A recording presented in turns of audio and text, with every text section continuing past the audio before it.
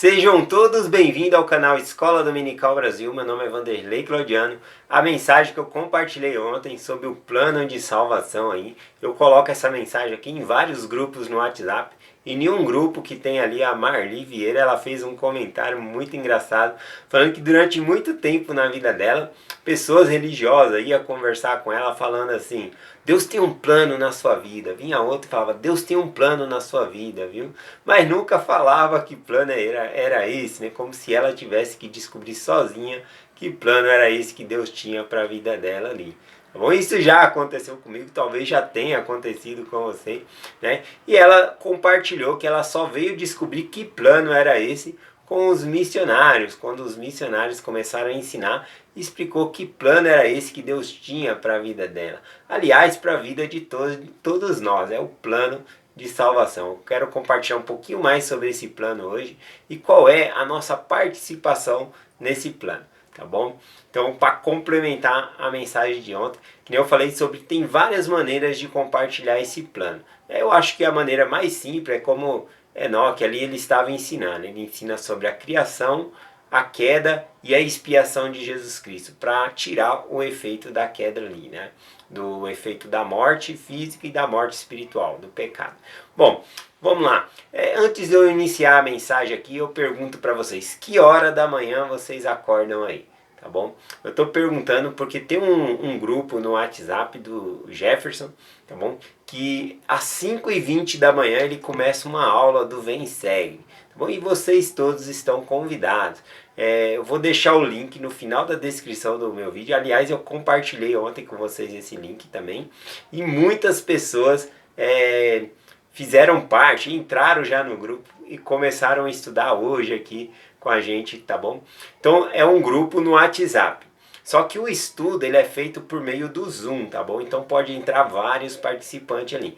Então entra no grupo, caso você queira estudar de manhã e tenha esse hábito, ou queira adquirir esse hábito de acordar às 5h20 aí, para entrar na aula, tá bom? Aí o que ele faz? Ele manda o link da aula, né, ali no grupo. E aí todo mundo aperta no link ali e entra no aplicativo do Zoom para fazer a aula, tá bom? E aí é bem legal a aula, estou gostando e estou convidando todos vocês aí para participar com a gente, tá bom? Bom, vamos lá para o estudo de hoje. Novamente falando sobre o plano aqui de redenção, o plano de salvação, o plano de felicidade, o plano que Deus ele tem para a nossa vida, para os seus filhos, tá bom? Então, eu vou começar compartilhando aqui Moisés capítulo 6, versículo 48, tá bom? Aqui quem está falando é Enoque, ele disse assim: porque Adão caiu, existimos, e pela sua queda veio a morte, e fomos feitos participantes da miséria e da desgraça. Bom, quando ele fala aqui que nós fomos feitos participantes da miséria e da desgraça, ele está falando do efeito da morte física e da morte espiritual, que é viver afastado da presença de Deus. E realmente seria uma miséria e uma desgraça, nós nunca mais podermos voltar à presença de Deus e também morrer e não poder ressuscitar, né? Ficar ausente do corpo ali para sempre. Então ele compartilha dessa maneira aqui, compartilhando que porque Adão caiu, nós também viemos a existir e somos participantes nesse plano aqui, tá bom? Conforme eu falei, tem várias maneiras de compartilhar sobre esse plano. Se nós continuássemos lendo aqui, ele acabou de falar da queda, ele vai falar da criação e novamente sobre a expiação de Jesus Cristo, para tirar esse efeito da queda aí, que é a morte física e o pecado, tá bom? Vou compartilhar com vocês outra maneira que eu gosto bastante de compartilhar sobre o plano de salvação, tá bom? Essa passagem de escritura para falar sobre o plano de salvação é uma parábola que se encontra aqui em Lucas capítulo 10, a partir do versículo 25. O que está acontecendo aqui, né? Um doutor da lei, ele chega até Jesus Cristo e fala para Jesus: o que é de fazer para herdar a vida eterna? Bom, ele era um doutor da lei, conforme diz aqui, né, as escrituras. Então ele já sabia, ele estava querendo experimentar, inclusive está escrito aqui que ele queria experimentar o Mestre, ele queria experimentar Jesus Cristo. E aí Jesus Cristo não deu a resposta para ele, falou o seguinte: o que está escrito na lei? como lês, né? Ele falou, o que está escrito na lei? Jesus Cristo perguntou para ele. E aí ele pega e fala o que está escrito na lei, se referindo lá a Deuteronômio capítulo 6, versículo 5, e Levítico capítulo 19, versículo 18, que diz assim, né? Só que aqui ele está já em Lucas 10, versículo 27, respondendo: Amarás ao Senhor teu Deus de todo o teu coração, e de toda a tua alma, e de todas as tuas forças, e de todo o teu entendimento, e ao teu próximo como a ti mesmo. Né?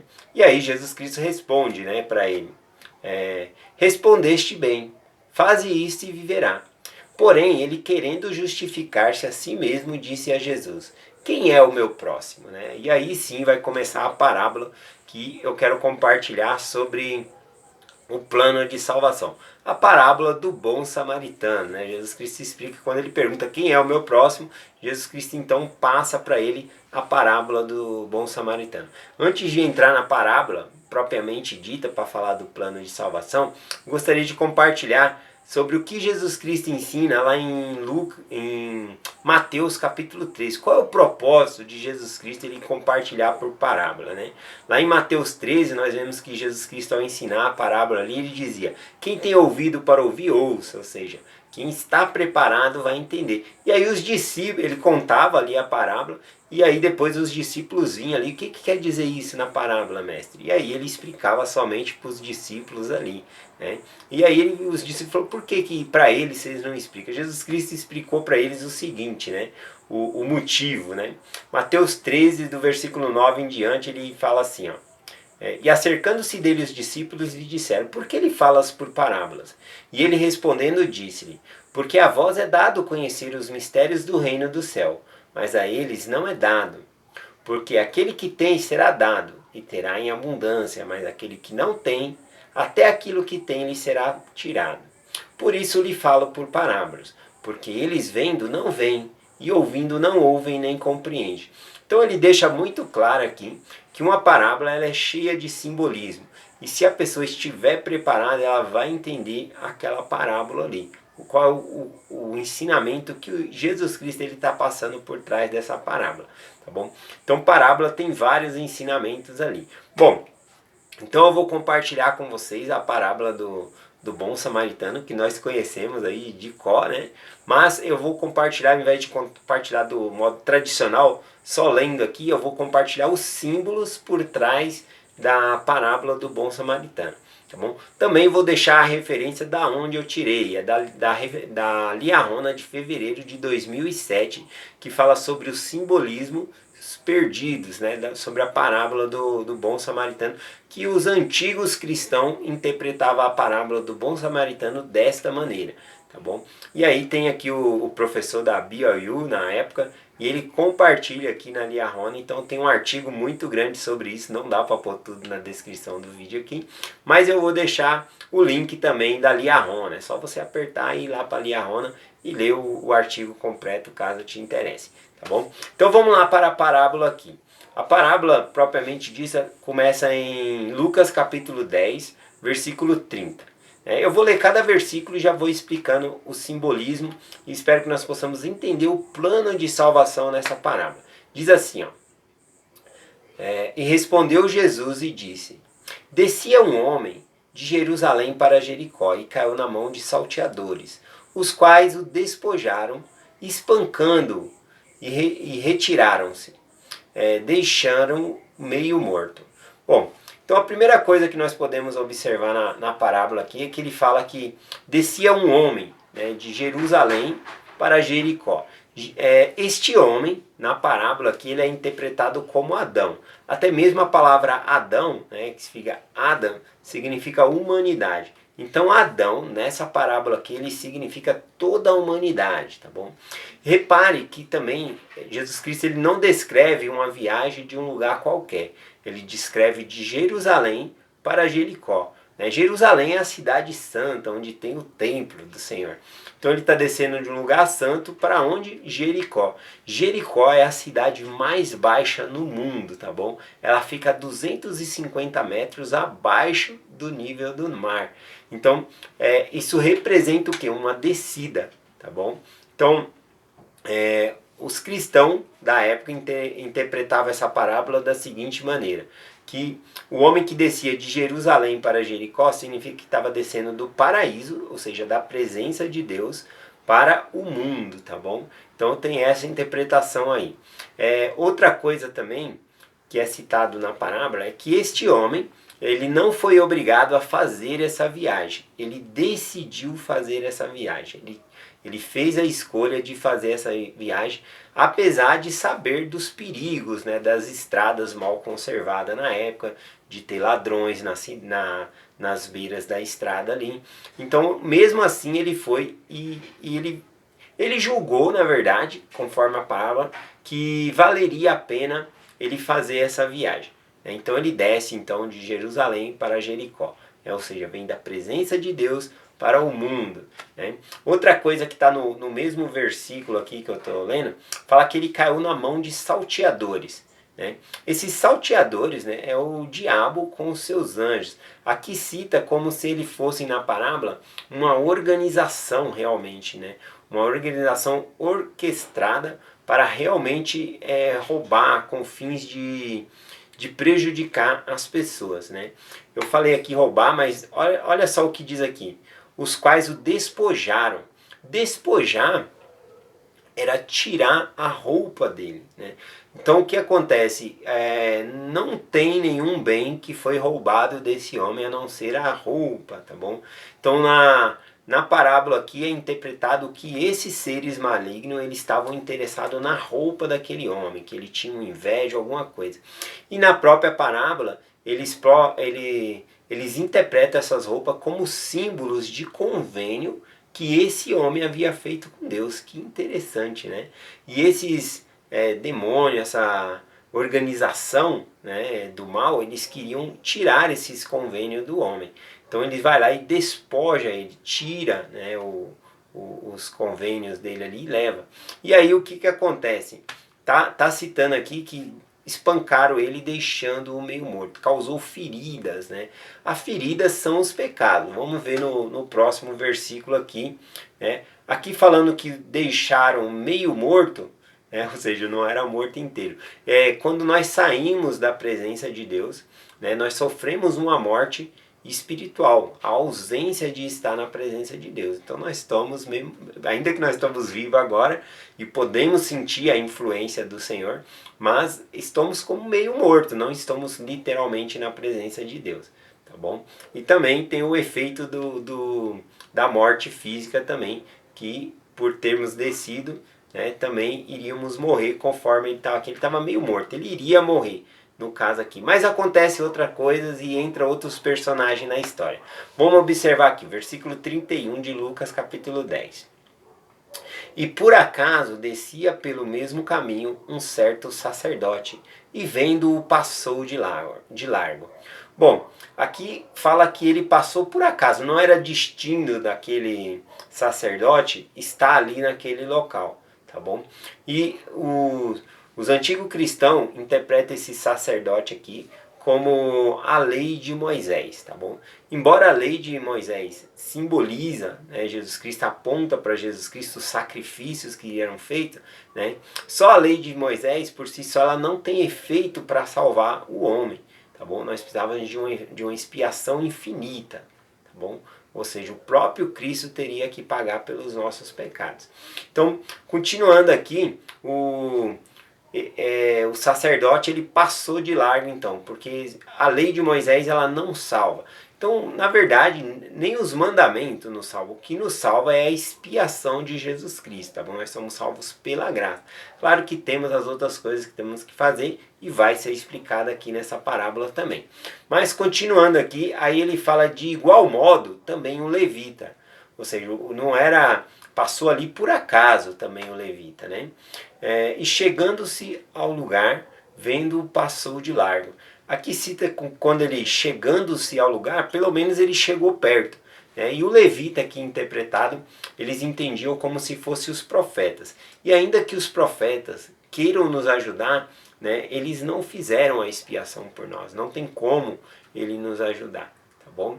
E aí então ele vai embora também. E aí na parábola continua aqui a explicação no versículo 33. Porém, um certo samaritano que ia de viagem chegou ao pé dele e, vendo-o, moveu-se de íntima compaixão. Bom, aqui quando diz um certo samaritano, o samaritano nessa parábola aqui é o próprio Salvador Jesus Cristo.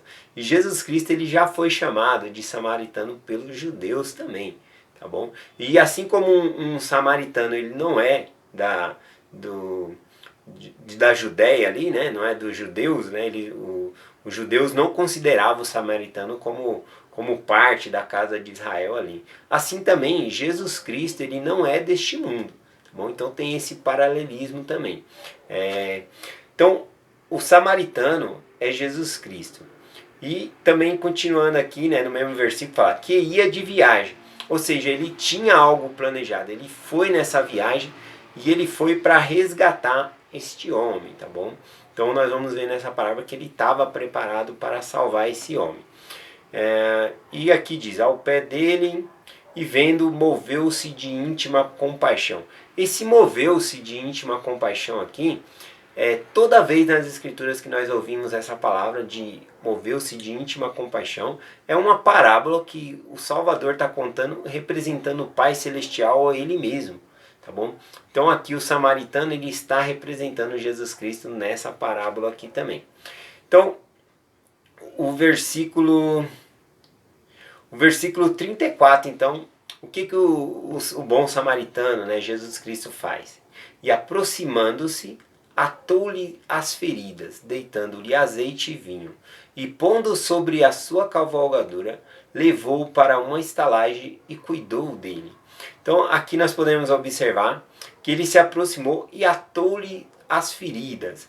Esse atou-lhe as feridas, os antigos interpretavam como laços, né, de faixas que ligavam a gente ao Salvador, tá bom? Que ligava o pecador ao Salvador ali. E aí ele conta também que deitou-lhe azeite e vinho. O azeite, né, nas escrituras, ele é usado para unção, para fazer convênios com o Senhor também. Então tem essa interpretação. E o azeite também ele servia para curar as feridas. Por isso que ele deitou azeite nas feridas ali das pessoas. Não só o azeite, mas o vinho também. O vinho é representado na parábola, fica bem fácil de entender que é o sangue de Jesus Cristo. Que é pelo sangue de Jesus Cristo que nós somos curados de nossos pecados. E aí ele continua aqui. Pondo sobre sua cavalgadura, né? Ou seja, ele pôs sobre o corpo do cavalo ali, sobre sua cavalgadura. Na parábola aqui, interpretado, a cavalgadura seria o corpo de Cristo. Cristo, um ser glorioso, Deus, ele veio à terra e se sujeitou a se tornar como homem, como nós, para pagar pelos nossos pecados. Tomou sobre si as nossas dores, tá bom? Então ele toma sobre si. E levou para uma estalagem e cuidou dele. Levar para a estalagem aqui, na época de Jesus, era um abrigo na qual as pessoas, os viajantes podiam ficar ali, né, uma noite ou duas, ou quanto tempo precisasse, e depois prosseguia a viagem novamente. Então Jesus Cristo ele pega esse homem e leva para a estalagem ali, né? A estalagem na interpretação aqui da parábola significa a igreja, tá bom? Então ele leva para a igreja, né? Então é na igreja que a gente tem que fazer esses convênios com Deus aqui. E aí ele fala, e cuidou dele. Ou seja, ele não somente deixou aquele homem na igreja, mas cuidou dele. É contado na parábola que ele fica a noite toda ali, ou seja, mesmo nos nossos momentos de escuridão, de tristeza, que nós pensa que está sozinho, o Salvador está conosco. Bom, o versículo 35 para terminar. E partindo no outro dia, tirou 2 dinheiros e deu ao hospedeiro, né, ao homem da estalagem ali. E disse-lhe, cuida dele, e tudo que gastarem mais eu te pagarei quando voltar. Então aqui podemos ver que ele leva até o homem da estalagem ali, né? Ele paga para o homem da estalagem 2 dinheiros, né? Aqui poderia falar 2 denários, depende da tradução aí que está na sua escritura. Mas o importante é dizer que são 2 pagamentos que Jesus Cristo faz, tá bom? Ou seja, ele pagou pela morte física e pela morte espiritual, tá bom? E aí o que ele fala aqui? Ele pagou, e aí ele diz para o hospedeiro, né, aquele homem da estalagem. Lembrando que a estalagem representa a igreja. Então, o hospedeiro ali, né, significa o bispo que cuida, o cabeça da igreja ali, tá bom? E na liarrona é mencionado ali que não representa somente o bispo, mas todo o corpo da igreja que está ali com o propósito de ajudar as outras pessoas, ou seja, o presidente das moças, tem ali a presidente do Só de Socorro, do Coro, de todas as organizações ali, os ministradores, todos esses fazem parte da estalagem, tá bom? Para cuidar das pessoas feridas que Cristo traz para essa estalagem, tá bom? Ou seja, para o caso aqui, a igreja. E aí, a parte da parábola aqui que os antigos não interpretavam muito bem, é quando dizia aqui, ó, cuida dele, e tudo que te gastares a mais, eu te pagarei quando voltar. Quando voltar é bem fácil interpretar aqui, né, que eles interpretaram a promessa de Jesus Cristo na segunda vinda, tá bom? Dele que ele vai retornar novamente, tá bom?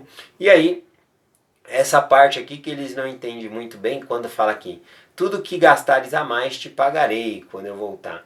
Eles falam que quem em sã consciência assinaria um cheque em branco, né? Falar, ó, tudo que você gastar com ele aí, quando eu voltar, eu vou te recompensar, né? Aí não faz muito sentido eles para fazer isso com alguém da estalagem ali. Mas se nós levarmos para o ponto de vista de que o Salvador, ele conhece os seus servos aqui e eles têm um relacionamento de confiança, então faz todo sentido realmente que ele confie e dá um cheque em branco aqui, ó, tudo que você gastar com essa pessoa, que você vai ajudar essa pessoa, quando eu voltar você vai ser recompensado. Então é a promessa do Senhor. Tudo que nós fazemos pelo nosso próximo, ele vai nos recompensar, ele vai nos abençoar. Tá bom? Então, eu compartilho essa mensagem com vocês, o plano de salvação aí explicado pelo parábola então do bom samaritano. Eu deixo essa mensagem com vocês, em nome de Jesus Cristo. Amém. Vou deixar a descrição aqui da mensagem no final da descrição aqui, tá bom? E também o grupo para vocês entrar aí, se vocês quiserem estudar 5h20 da manhã. Vamos lá. Então, até amanhã.